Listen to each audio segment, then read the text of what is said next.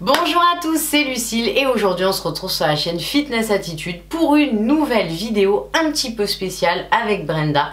Donc, bonjour. Je sais pas si vous remémorez Brenda, mais pour ceux qui suivent la chaîne depuis un moment, vous devez la connaître. On avait fait une série de vidéos ensemble un petit peu sur des sujets divers, variés, voilà. Et donc aujourd'hui on va se retrouver pour parler de cette après-sèche qui a été extrêmement compliquée pour Brenda. Et c'est pas un cas isolé, hein. Il y en a beaucoup dans ton cas. Mais il faut en parler surtout. Mais il faut en parler, c'est important parce que ici, comme vous le savez, il n'y a pas de sujet tabou et même moi, je pense que je peux reconnaître aussi certaines erreurs que je peux faire. Donc ça, c'est important de toujours se remettre en question. Ouais. Donc pour recontextualiser les choses, on avait commencé un travail avec Brenda, donc c'était... en fin août 2016. Ah voilà, fin août 2016. Donc elle m'avait contacté comme mes clientes me contactent habituellement, sauf que c'est la seule cliente que j'ai rencontrée, enfin pour le coaching à distance, hein, t'es la seule que j'ai rencontrée. Il se trouvait qu'elle travaillait à côté de là où j'habitais, donc du coup c'était nickel. Et aussi que j'étais coach. Oui voilà, coach en séduction, donc du coup en développement personnel, et j'avais eu envie d'en savoir un petit peu plus parce que j'avais jamais vu, à part dans le film Hitch, c'est un peu le même délire. Mais du coup j'avais jamais vu en vrai. Donc et puis au téléphone on a vu un petit coup de cœur amical, donc du coup je sais pas, ça, la vie elle se fait comme ça, des fois on a des surprises. Et on s'était rencontrés et de là on avait entamé un programme, et c'est vrai que Brenda elle avait des attentes assez justement, pointues. Voilà. Du fait d'être dans le coaching et d'avoir déjà fait une grosse perte de poids avant, que j'avais stabilisé, donc j'avais perdu à 18 ans 17 kilos en 6 mois. Ouais, c'est vrai. J'étais passée quand même à un stade où j'avais plus ou moins stabilisé, même si j'avais repris un petit peu, mais je pense comme après une perte de poids on a l'habitude de reprendre un peu de poids, c'est normal, enfin moi ça m'avait pas choqué. J'étais bien dans mon corps, mais comme une coach, mais aussi comme une personne qui pousse tout le temps ses limites, je voulais quelque chose de dur, je voulais m'imposer de la difficulté en fait. Je voulais voir jusqu'où mon mental était capable d'aller en fait. C'était ça, c'est ce que je t'avais dit, et c'est pour ça que je t'avais dit, Lucille, je te regarde dans les yeux et je me souviens t'avoir dit dans ce café, j'ai besoin que tu me pousses à bout. Ouais, c'est vrai, elle m'avait exactement dit ça. À l'époque j'avais une approche du coaching etc un petit peu différente d'aujourd'hui. Non pas que j'étais pas dans la bienveillance, mais c'est vrai que j'avais tendance à me dire ok, je sens qu'elle peut le faire, je peux la pousser à bout, je vais lui faire un programme hardcore. Alors qu'aujourd'hui, même quand on me demande des programmes comme ça, je reste sur le côté santé et je fais attention de diminuer, tu vois, un petit peu plus progressivement, même si là on avait fait progressif, mais ça avait été un peu une diète de compétition en gros, hein, que je lui avais fait faire, donc c'était vraiment très très difficile. Chose que je voulais, voilà, qu'aujourd'hui je ne propose plus d'ailleurs. Sauf en cas d'extrême urgence, ça m'est arrivé, tu vois, une mannequin qui m'a contacté il y a quelques temps qui devait perdre pour un contrat, tu vois. Bon, elles ont l'habitude, hein, voilà. Puis, il faut savoir différencier quelqu'un qui n'a jamais fait de muscu ou qui n'a jamais vraiment été dans ce milieu du fitness ou de la minceur ou de l'alimentation en général, avec quelqu'un qui est quand même dans ce milieu-là. Exactement. Et qui a quand même une habitude, un process intérieur au niveau de son cerveau. C'est son métier, donc il y a une pression aussi derrière, elle n'a pas trop le choix. Il y a un mode de vie. C'est pas quelqu'un qui doit manger des frites tous les jours. Non, il y a des gens qui travaillent pour elle, qui cuisinent pour elle, donc voilà. Donc, on avait entamé ça donc on avait fait cette sèche pendant, c'était quoi, 9 semaines. 9 semaines, voilà, elle s'en rappelle très bien. On vous mettra peut-être l'avant-après. Voilà, l'avant-après, on vous mettra toutes les vidéos qui concernent son programme, etc., où elle explique. Donc là, aujourd'hui, on va revenir sur l'après, donc on va dire qu'on est à plus d'1 an après la fin de ta... 1 an et demi, enfin 1 an et 2 mois après. 1 an et 2 mois après cette sèche, où est-ce que Brenda en est, qu'est-ce qui s'est passé, etc. Donc du coup, explique-nous déjà, juste après cette sèche, quel a été ton comportement, qu'est-ce que tu as fait? Alors en fait, au début, pendant la sèche en elle-même, c'est très bien passé. C'est-à-dire que j'ai jamais craqué, j'ai jamais fait plus de... Voilà, parce que dans ma tête, j'étais dans ce process de réussite, et du coup, pour moi, tout allait bien se passer en fait. Donc la sèche en elle-même, c'est très bien passé, même si j'avais des coups de mou, hein, c'est normal, surtout en sèche, et j'appelais Lucille, enfin bref, on va dire que je gérais quand même bien, Ce qui s'est passé, c'est l'après, donc je me souviens, le lendemain de mes 9 semaines de sèche, je faisais quasiment une taille 36. Ouais. J'étais passée d'une taille 40-42. Je me rappelle la photo qu'on avait prise chez moi. Ouais. Où t'étais devant le miroir rouge, là. Ouais, exactement. Exact. Et je faisais donc à ce moment-là une taille 36, mais je me souviens avoir ouvert les yeux le surlendemain, donc après mon cheat, et avoir dit maintenant qu'est-ce que je fais? C'est ça. Parce qu'en fait, ce qui s'est passé, c'est que pour moi, il fallait que je mincisse encore en fait. Parce que j'avais pas, je voulais avoir un physique d'athlète en fait. Athlétique, moi, voilà, ouais. c'est vraiment ce que j'obtenais. Et je l'avais pas encore, c'est normal, j'étais fine, mais il y a un monde entre être fine et être athlète, hein, je pense. Je pense que t'es bien placée pour le savoir. C'est, voilà, peut-être un petit manque de muscles sur certaines et puis il y avait zones. Du gras, enfin je veux dire, c'est normal. En 9 semaines, de toute façon, ça prend des années, hein, bien sûr, des années, tout à fait. Donc à ce moment-là, on s'était mis d'accord pour continuer, mais différemment, pas en sèche, en carb cycling. Et en fait, le fait d'avoir un cheat par semaine et aussi d'avoir ce carb cycling, cette nouvelle diète, en fait j'ai perdu tous mes réflexes et tous mes rapports en fait. Tes repères. Mes repères, voilà, je trouvais pas mon terme, mes repères. Parce que ce qui s'est passé, c'est que pour moi, tout ce qui n'était pas poisson blanc, viande blanche, légumes verts, était mal, interdit. Et en même temps, je sentais que mon cerveau me disait vas-y, va manger du sucre, va manger ça, t'as fini ta sèche, entre guillemets, rattrape le temps perdu. Ouais, c'est ça. Et c'est là où j'ai senti que c'était un peu bizarre. Mais au début, forcément, je stabilisais quand même un minimum. Tu reprends toujours 1 kilo ou 2 parce que je pense que c'est encore une fois normal après une si grande perte de poids. J'avais perdu, je crois, 17 cm de tour de hanche. Ouais, c'était impressionnant. Et 13 cm de tour de taille. Avant-après, il est impressionnant. Et en fait, à ce moment-là, je suis rentrée dans une optique où la nourriture était mon ennemi, mais tout en sachant rationnellement que ça ne l'était pas. Mais mentalement, je me disais la nourriture est mon ennemi, mais je peux pas m'empêcher d'aller la voir.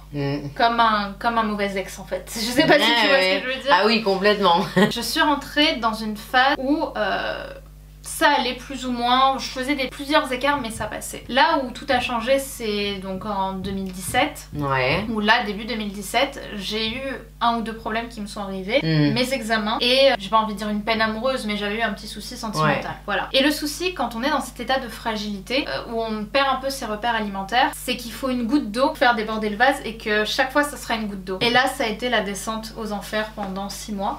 Je me suis mise à manger à toutes les heures de la journée, de 10h à 19h. Et c'était pas des haricots verts que je mangeais, c'était du sucre, du sucre, du sucre, du sucre. Du sucre, du gras. Je me souviens un jour, j'avais pris des cacahuètes comme ça, après j'avais pris un yaourt, après j'avais pris un fruit, après j'avais dit non, il faut que je perde, mais finalement je m'étais commandé un burger. Tu vois, c'était une accumulation. La descente aux enfers. Mais je sentais que j'avais, intérieurement, hein, encore une fois c'est à l'époque, mais j'avais besoin de ça. Je sentais que j'avais besoin de ce réconfort que m'amenait la nourriture dans ces moments où je me sentais pas très bien et où j'avais eu l'impression de l'abandonner pendant 9 semaines. Parce qu'il faut savoir qu'avant ma sèche et même avant ma perte de poids d'avant encore, j'avais quand même toujours eu un rapport un peu facile avec la nourriture. C'est-à-dire que j'étais tentée par le sucre, je suis dans une famille où de culture, on aime l'huile, on aime le sucre et on fait pas forcément attention à ce qu'on mange. Donc j'ai senti mes démons, entre guillemets, ressortir. Parce que ton rapport à la nourriture n'a jamais été ultra sain, on va dire, de base. Donc là, je vais juste rebondir sur un petit point, c'est que si vous savez que vous avez cette fragilité, parce que on a tous une forme de fragilité, je vous rassure, hein. Si on sait qu'on a cette forme de fragilité là, d'avance, n'allez pas vers... De toute façon, en général, n'y allez pas. Mais si vous avez en plus cette fragilité-là, n'allez pas vers des programmes trop restrictifs. Parce qu'il y a des gens qui font des sèches de compétition, mais qui arrivent à rebondir, etc. Je connais plein d'athlètes. Voilà, ils arrivent derrière à reprendre un mode de vie. Mais il y a une grande majorité de personnes, hein, parce que c'est vrai, qui, après une sèche comme ça, sur 9 semaines, sans écart, quasiment pas de glucides, etc., qui vont juste péter un câble parce qu'en fait ça fait un dérèglement hormonal, il y a un dérèglement au niveau mental. T'as violencé ton corps. C'est violent, c'est très violent. Donc voilà, je veux dire, c'est pas adapté dans tous les cas à tout le monde. Si vous avez un coach que vous allez voir pour la première fois qui vous pose très peu de questions sur vous et qui vous propose un programme où vous voyez, il y a en gros blanc de poulet, haricots verts ou brocoli à tous les repas, fuyez. Mais alors mon Dieu, fuyez. Déjà, il n'est pas diplômé en nutrition, donc il sait pas ce qu'il fait. Moi, tous mes programmes, je les ai toujours fait valider validé par des nutritionnistes, diététiciennes. Celui-là, en l'occurrence aussi, j'avais expliqué à l'époque, c'est pas du tout la même diète avec qui je travaille aujourd'hui, hein, Victoria. C'est une autre qui était avant, qui était un petit peu moins consciencieuse dans son travail, mais qui m'avait validé en me disant si la colliante est consciente de ce qu'elle fait, blablabla, en gros. Donc voilà, donc attention, encore une fois, je le répète sur cette chaîne, je l'ai peut-être dit 20 fois, mais je pense que ça fait du bien de le réentendre. On voit bien que les programmes trop restrictifs, et c'est pareil pour un Dukan, c'est pareil pour ce genre de régime-là, hein. T'aurais fait un soupe au chou, t'aurais fait un Dukan, t'aurais fait un truc comme ça. Voilà. Oui, ou des trucs de remplacement de repas à la con, là. Moi, je supporte pas, hein. Ça, c'est vraiment les remplacements de repas. Pour moi, c'est comme ça que j'avais perdu du poids aussi la première fois, mais c'est juste horrible. Tu perds plus de muscles qu'autre chose. Surtout, le rapport à la nourriture doit être, en fait, pour moi, la clé maintenant, que je pense avoir plus ou moins conscientisé, c'est d'avoir un rapport aimant avec la nourriture. C'est ça. Mais sain. C'est-à-dire que la nourriture est ton allié et pas ton ennemi. Ce que je m'étais mise en tête. Tout à fait. Avant, et quand tu manges quelque chose, t'as conscience de ce que tu fais. C'est-à-dire que moi, quand je mange que des légumes et de la protéine, le soir, ça m'arrive de temps en temps parce qu'en ce moment, je suis en perte de poids et que j'ai pas forcément le besoin, je ressens pas ce besoin de prendre des féculents ou trop de lipides, bah, je le fais en étant consciente et en aimant ce que je fais parce que je sais que le lendemain, je me réveille, je me sens bien et c'est comme ça que j'aime bien. Mais en 9 semaines, c'est peut-être pas suffisant aussi pour adhérer à un nouveau mode de vie. Bien sûr, tu vois, parce que c'est trop violent je le voulais en fait ce mode de vie parce que à mes yeux j'étais invincible en fait. Déjà pour recontextualiser, moi donc je suis coach en développement personnel et en séduction, donc j'avais fait une très grosse prise de confiance en soi, de confiance en moi avant. En fait, parce que bref, si vous allez sur ma chaîne, vous verrez que j'ai fait une grosse transformation sur moi d'un point de vue mental. Du coup en fait, le piège dans lequel rentrent beaucoup de coachs et beaucoup de personnes qui font une transformation, c'est de se dire je suis invincible, je peux toujours aller plus haut. Ouais, c'est vrai. Sauf qu'à un moment, tu ne peux pas cacher ta sensibilité et tu ne peux pas cacher que ton corps va t'envoyer les signaux et ton cœur va t'envoyer les signaux pour te dire que là tu es en train d'aller trop loin. Tu pètes un câble. Voilà. Et je me suis mise à manger, mais je passais ma vie à manger. En fait, tu t'es soignée par la nourriture. Et en fait, même je me souviens d'un jour où j'avais fini les cours à 15h30, c'était ma dernière année, et j'avais donc mes examens finaux en fin de trimestre. Et je m'étais dit, tiens, achète-toi un paquet de Kinder Country pour en manger un ou deux pendant que tu réviseras en fait après tes courses. Donc j'ai acheté un paquet de 20 Kinder. Parce que bon, ça faisait longtemps que j'en avais pas mangé, ça me faisait plaisir, sauf qu'en fait la boîte de 20 est partie en 1 heure. Ah ouais. Comme ça. C'est-à-dire qu'à la fin tu engorges du sucre en fait, hein, tu n'engorges pas du chocolat. Ouais, puis t'as plus la notion de... En fait, à force de faire des crises comme ça, t'as plus la notion de satiété, t'as plus la notion de est-ce que j'en ai envie ou pas. C'est plus plaisant en fait, c'est vraiment du gavage, hein, un peu comme on fait à une noix pour Noël. Voilà. Et le plus violent en fait dans cette histoire, c'est que t'en as parfaitement conscience de tout ça. Bah oui. T'es parfaitement... Mais tu te voiles la face. Moi je me voilais pas la face, mais je me disais que je ne pouvais pas m'arrêter. D'accord. En fait, pour revenir, je disais à mes amis, je vois mon corps se déformer. J'étais presque devenue comme ça, vraiment. J'étais fière du corps que j'avais eu avant. J'étais tellement heureuse, tellement épanouie intérieurement d'avoir eu ça. Mais après, jour après jour, tu vois ton corps prendre. Toi, en fait, tu n'es pas capable de t'arrêter. Tu n'as plus les ressources, la force mentale que tu as épuisée pendant 9 semaines avant pour te dire non, là, j'ai pas besoin de chocolat. Non, là, j'ai pas besoin de burger. Là, j'ai pas besoin de pizza. Quand il est 15h de l'après-midi que tu as mangé et que tu te commandes une pizza, c'est que tu te dis mais qu'est-ce que je suis en train de faire, et en même temps tu te dis ben en fait ok je mange. Mais t'étais déséquilibrée en fait, c'est tout un... Et puis ça te rend triste cette histoire et le cercle est vicieux parce que ce qui te rend triste te donne parfois envie de manger, ça dépend des gens, mais soit tu manges plus soit tu manges. Moi je mange et c'est comme ça que j'ai développé du coup une hyperphagie, ce qu'on avait dit. C'est un trouble du comportement alimentaire qui m'a amené à prendre 20 kilos en 2 mois. Après ma sèche. Ouais, c'est violent. Je suis passée dans 36 à 46. Bah franchement merci pour ton honnêteté déjà Brenda, parce que c'est pas évident à dire dur. Comme ça. Quand t'es coach, c'est pas facile. Psychologiquement, mentalement, physiquement, il y a tout qui atteint. Donc quand vous faites des sèches drastiques, dites-vous que vous allez vous dire dans votre tête oh ça va, c'est que 6 semaines. Ouais mais les conséquences elles sont sur des années derrière.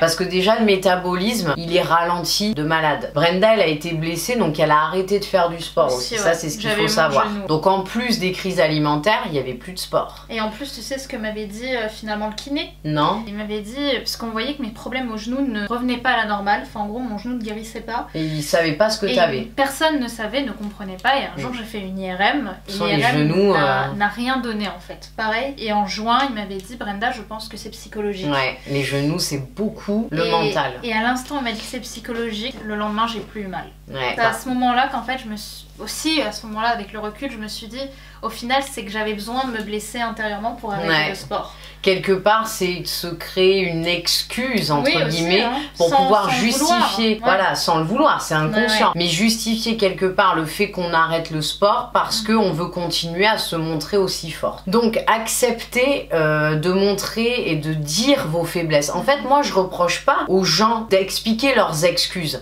Ce que je reproche, c'est se trouver des excuses sans avoir conscience des choses. Tu vois ce que je veux dire?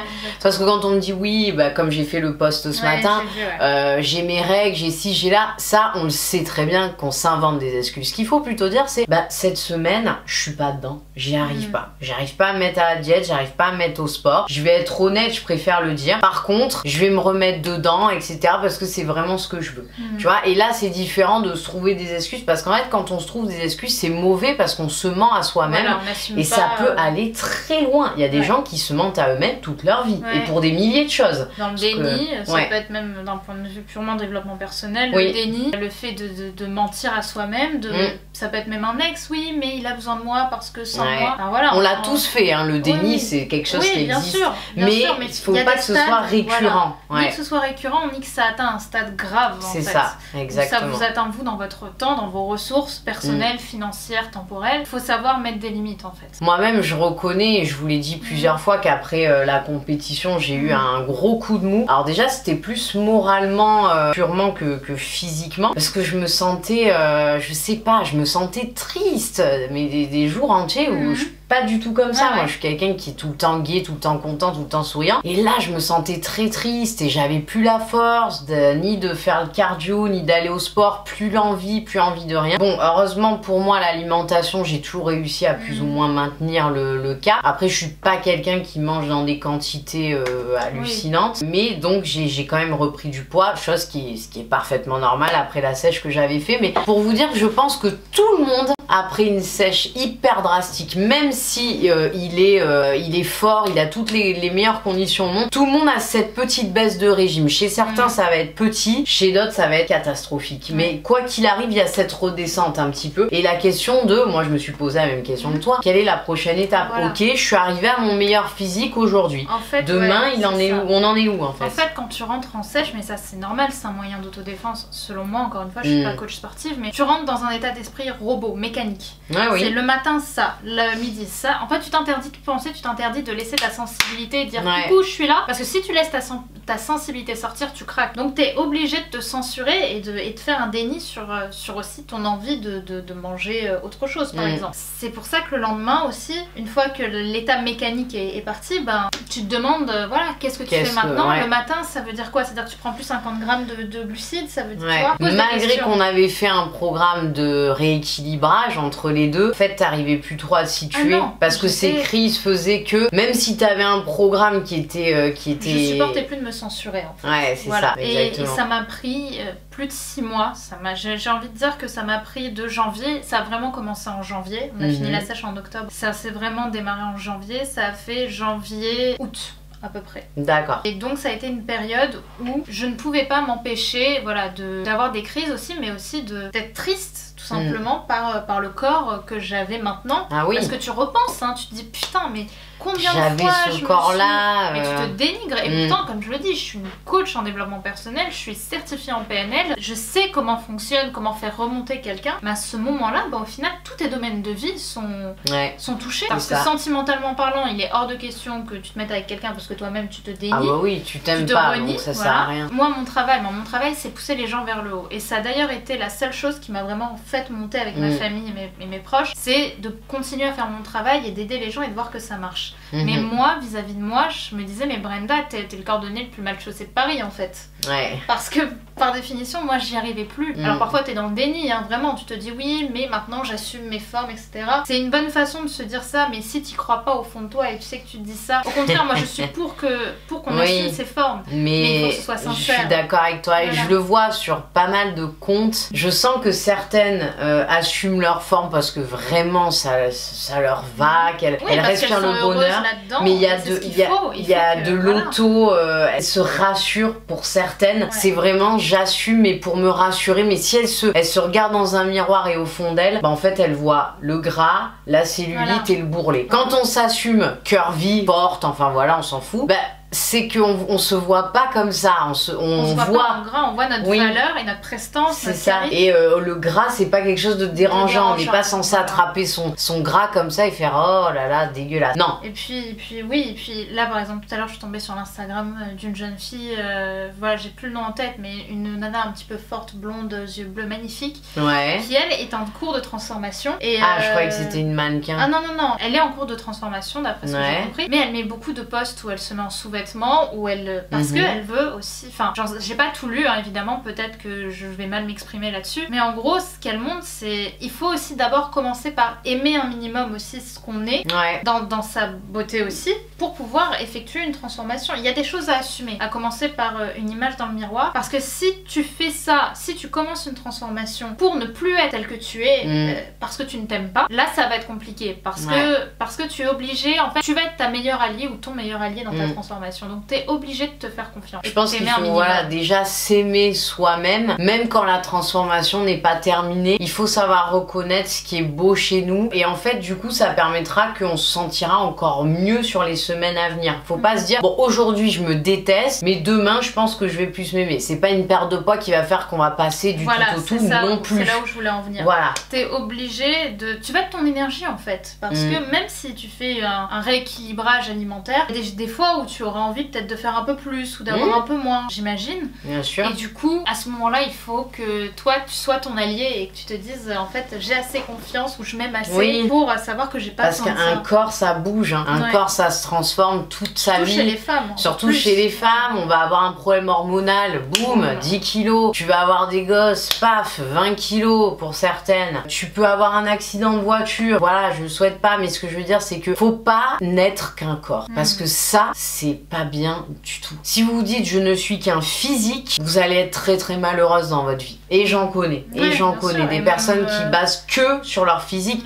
Non, on a tous une âme, je l'espère. On a tous un cœur, on a tous un cerveau qui fonctionne. Donc à nous de développer autre chose. Et quelqu'un qui est très beau, mais qui est affreux intérieurement, je sais pas pour vous, mais moi je le trouve affreux extérieurement aussi. Ça donne pas envie. Moi-même, pour avoir comme toi coaché, mais moi en développement personnel, en prise de confiance en soi, j'ai beaucoup de femmes en fait que j'ai coachées, d'hommes aussi, mais principalement des femmes à ce niveau-là, qui se dédaignaient physiquement, donc qui voulaient changer. Mais moi, mon travail a d'abord été non pas à leur faire avoir la force mentale pour faire un régime, mais de leur faire prendre conscience de leur beauté intérieure.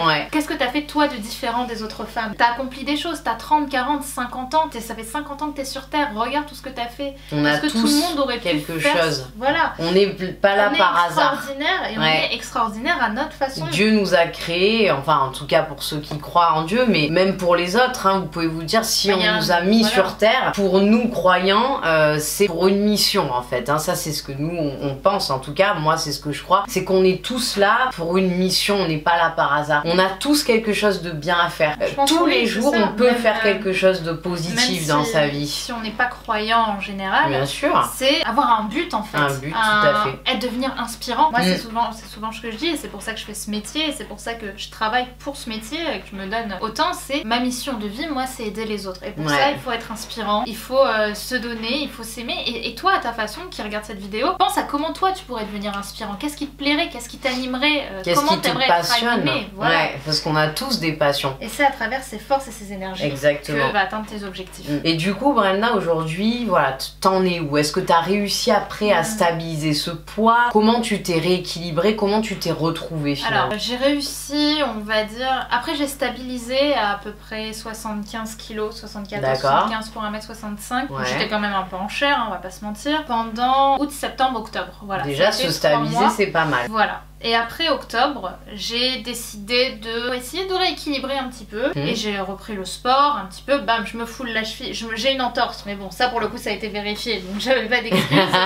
C'était pas du fake. Hein. J'ai dû arrêter le sport. Mais je réussissais à retrouver un équilibre alimentaire. C'est-à-dire que je mangeais sain avec des féculents le midi, des légumes et une prot le midi en général. Ouais. Parfois, je prenais un petit dessert. Mais voilà, je me disais, fais-toi plaisir. Mais fais-toi plaisir en quantité modérée. Voilà. Le soir, par contre, bon ça c'était ma méthode, mais je ressentais pas de faim donc je mangeais pas. Je ressentais la faim vers 23h donc je me disais autant aller dormir parce que je dormais à minuit. Ce qui est pas forcément conseillé, hein, tout dépend de votre état d'esprit. Et j'ai bien tenu comme ça pendant... Oui, c'est ton corps qui parlait. Voilà. Tu ressentais pas le besoin de manger le soir. En fait, à partir du moment où tu retrouves le bonheur extérieur, tu arrives à reprendre c'est fou, hein, de pas avoir faim. Et le matin, t'avais faim quand même. Oui, le matin je mangeais bien. Ouais, tu me faisais un peu un jeûne intermittent, mais...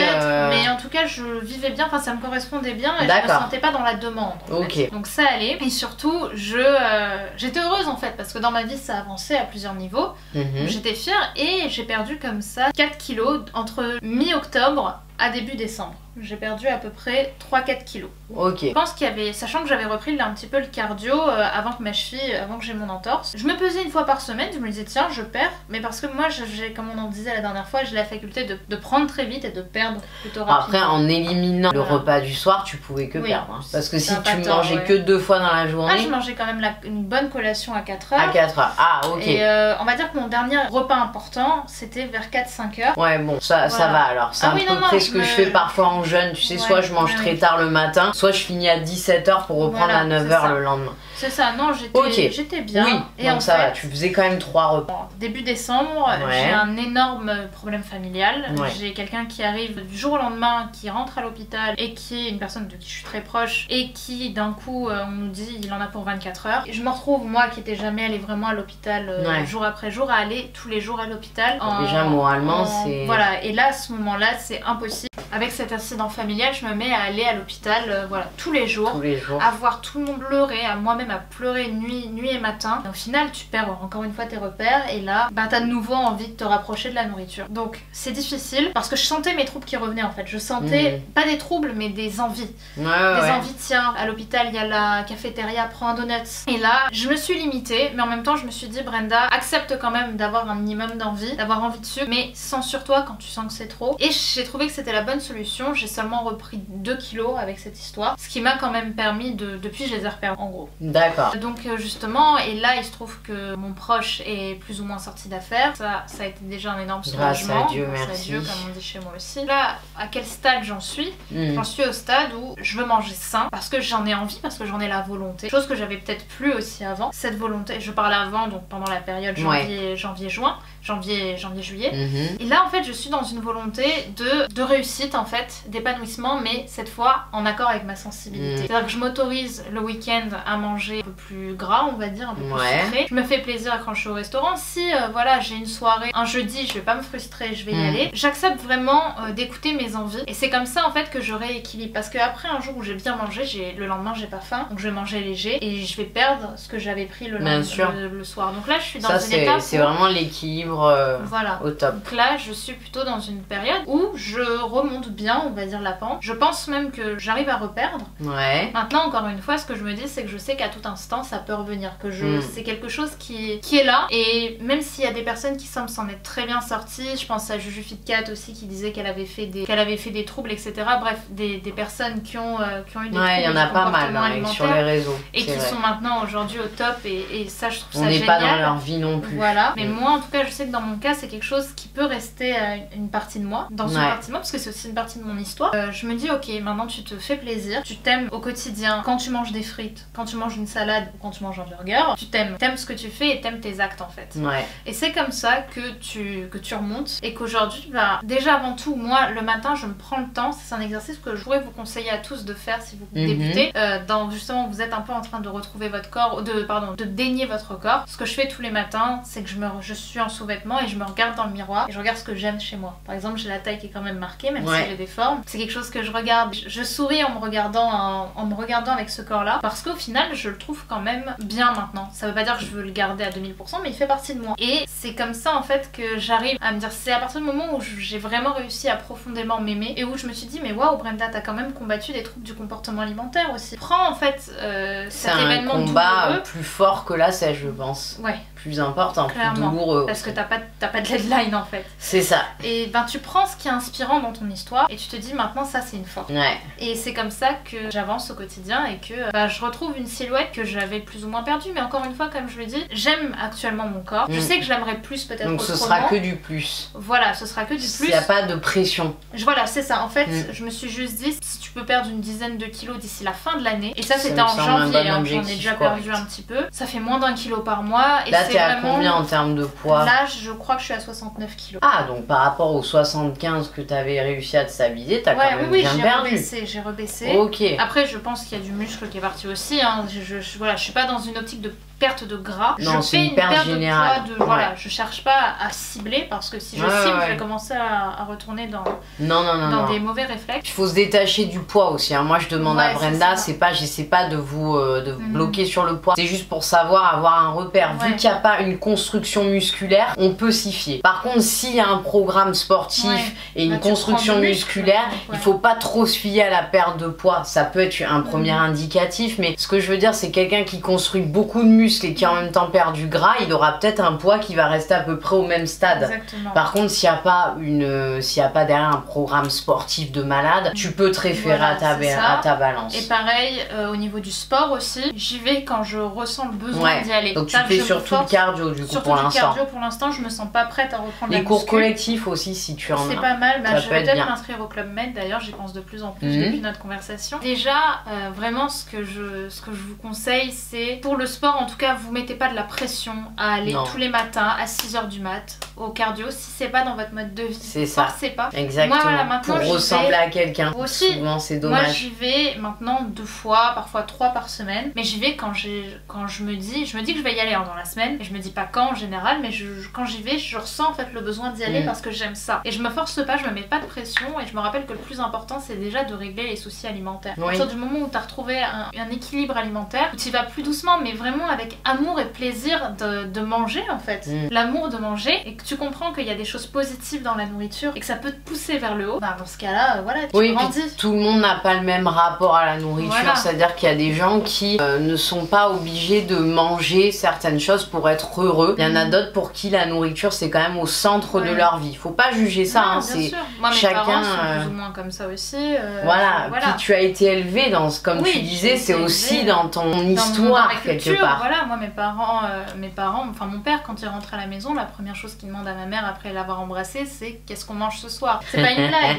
mais c'est-à-dire qu'il est comme ça, il a été habitué comme ça et faut pas nier quand même l'éducation et le contexte culturel. Hein. Ah mais moi je le vois aussi par rapport à mon contexte à moi, c'est-à-dire que j'ai toujours vu ma mère faire des régimes. On a toujours mangé bio à la maison, j'étais une des premières personnes je crois à manger bio quand j'étais petite. Quand je disais ça, les gens ils disaient c'est quoi bio, tu vois. Ça sert à rien. Plus ou moins, pas forcément beaucoup de viande à la maison, beaucoup de soupe, beaucoup de légumes. J'ai mangé des légumes et des légumes et en fait je pense que ça forge quelque part aussi. Tu vois, si j'avais eu quelqu'un, des parents qui m'avaient fait manger fast food matin, midi et soir, ça veut pas dire que je suis condamnée, ça veut pas dire que vous êtes condamné à manger fast food, mais ayez conscience de l'éducation et que ça forge quand même votre esprit. Et les industriels aussi vous ont forgé un esprit. Manger un yaourt après le repas, manger 5 fruits et légumes par jour, toutes ces conneries qui sont absolument pas des obligations ou quelque chose que l'humain a besoin. On n'a ni besoin de viande pour fonctionner, on n'a ni besoin de yaourt à la fin d'un repas pour être heureux,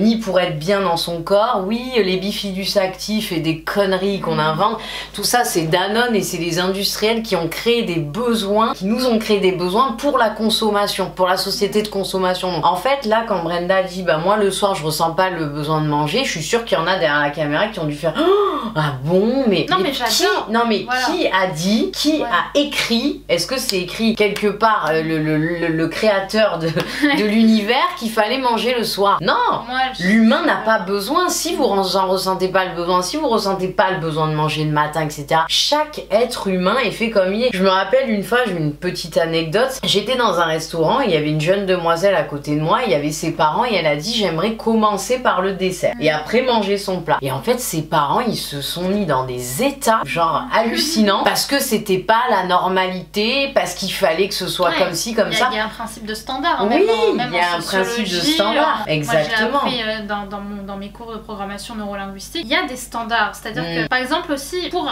une évolution de votre corps, vous ne devez pas vous comparer aux autres. Par exemple, je dis souvent à mes clientes qui se sentent complexées, je leur dis, pourquoi est-ce que tu te sens complexée? Elle me dit, oui, parce que je me sens grosse. Je fais, mais si on vivait dans un monde où les gens faisaient tous 120 kilos, est-ce que tu te sentirais complexé par ton corps qui fait par exemple 100 kilos? Elle me dirait, non, je pense pas, enfin moi. Et là, tu vois, tu reprends parce qu'il y a une grande comparaison. Alors pose-toi la question, si t'étais dans un monde où il n'y avait pas Instagram, il n'y avait pas Instagram et où tout le monde tu pouvais pas te comparer à toutes ces nanas archi bien foutues, voilà. Donc, si t'étais toi, voilà, dans un monde où tout le monde faisait ton poids et tout le monde avait ta morphologie, est-ce que tu te sentirais mal à l'aise?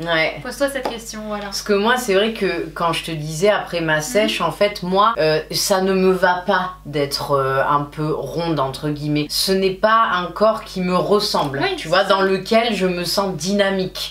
À la base, je suis de nature très fine, à part au moment où j'ai pris du poids dans ma vie. Sinon, j'ai toujours été hyper maigre, hein. C'est limite, on me faisait manger, voilà. Donc, pour moi, j'ai une nature à être plutôt menue, mais je pense qu'il y a des natures aussi. Il y a des femmes, tu vois, par exemple, qui sont un peu plus rondes et qui ça leur permet de se sentir plus fortes, plus à l'aise, plus confiantes, tu vois. Moi, là, je trouve que personnellement, t'as un corps qui est adapté à ta personnalité, à ton visage. T'as pas un visage disproportionné. Parce que moi, quand je prends 10 kilos, c'est dans le visage, hein. C'est pas pourquoi ça va là. D'ailleurs, souvent, les gens me disent, ah, mais t'as perdu du poids parce qu'ils voient ma tête. Moi, c'est à mon visage, tu le vois direct, ça creuse ici, c'est incroyable. Alors que t'as des gens, ils ont un visage ultra fin et pourtant ils font peut-être 20 kilos de plus que moi. Ils ont un visage archi fin. C'est les corps, hein. Voilà, c'est les corps qui sont différents. Donc l'important en fait, c'est de se sentir en accord avec tes valeurs mentales, son corps. Voilà. Il y a des filles maigres qui vont se sentir super bien. Il y a des filles rondes qui vont se sentir super bien. Et en fait, si on n'a pas besoin de dénigrer les autres pour exister, ça veut dire qu'on se sent bien dans son corps. Déjà, je pense que c'est une des premières références. Même si on le fait pas par éducation, mais qu'on le fait indirectement quand on regarde son téléphone. Voilà, quand on ressent pas cette petite jalousie là, je pense que c'est vraiment au moment où on se sent super bien et qu'on n'a pas besoin de... Voilà. Et puis voilà, prenez aussi en compte qu'est-ce que vous voulez prioriser dans votre vie. Si pour vous la nourriture, les burgers, enfin le fast-food par exemple, c'est une source de bonheur, mais de vrai bonheur. Qu'est-ce qui est le plus important? Il faut savoir que à mes yeux, dans la vie, le but qu'on veut tous atteindre, le sens de la vie, c'est les émotions positives. C'est vouloir être heureux. Être heureux constamment. Donc demande-toi aussi comment toi tu veux être heureux. Si tu sens que tu as besoin de perdre parce que tu te sens vraiment malheureux, dans ce cas, vois un coach, fais-toi une diète, mais une diète qui te ressemble. Une diète dans laquelle tu vas pouvoir t'animer, te réaliser en fait. Bien sûr. Voilà. Je suis d'accord avec toi. Donc du coup, si vous voulez qu'on refasse une petite vidéo avec Brenda, je sais pas, on pourrait se faire un bilan dans par exemple 4 mois. Ce serait bien pour voir où tu en es, comment t'as abordé les choses, qu'on aille un petit peu plus dans le détail de ce que tu fais au niveau alimentaire, au niveau sportif. Si vous avez envie de ça, dites-le nous en commentaire ou d'autres vidéos sur le sujet un petit peu de la sèche, etc. avec Brenda. Développement personnel, comme on exactement. Avant, N'importe quel sujet qui vous intéresserait, que ce soit sur la vie sexuelle, sur les relations avec les autres, sur tout. Nous on est ouverte à tout, hein. J'ai déjà fait une vidéo il y a pas longtemps sur pimenter son couple et qui a vachement marché, donc je pense quand même que c'est un sujet qui vous plaît, hein. On va pas se le mentir. Donc moi je suis là sur cette chaîne pour faire des sujets qui vous plaisent, hein. Je suis pas là pour rester sur le fitness, la nutrition, non, j'ai envie de faire un sujet qui a aucun rapport, je le fais. Donc voilà, j'espère que cette petite vidéo en tout cas vous a plu. N'hésitez pas à mettre un petit pouce bleu si c'est le cas, à vous abonner à ma chaîne, à la chaîne de Brenda. Je vous mets mets les liens juste en dessous en description. Attitude Séduction. Attitude Séduction, exactement. Ouais. En plus, en ce moment, tu as fait des petites vidéos un petit peu différentes avec des mises en situation que j'ai trouvé vraiment super sympa. Donc n'hésitez pas à aller checker ça, ça change vraiment, c'est pas le genre de chaîne qu'on voit partout. Donc du coaching en séduction et en développement personnel pour apprendre à séduire et prendre confiance en soi surtout. C'est un peu l'essentiel de la vie. Exactement. Donc ça on s'entend bien aussi. Et voilà, et que des fois on a eu des clientes qui ont fait les deux, à la fois son coaching et le mien, parce que c'est complémentaire en fait, tout simplement. Exactement. Donc à très bientôt la team, mes petites pizzas et mes globules, je vous fais de très gros bisous et je vous dis à bientôt sur cette chaîne. Bye bye.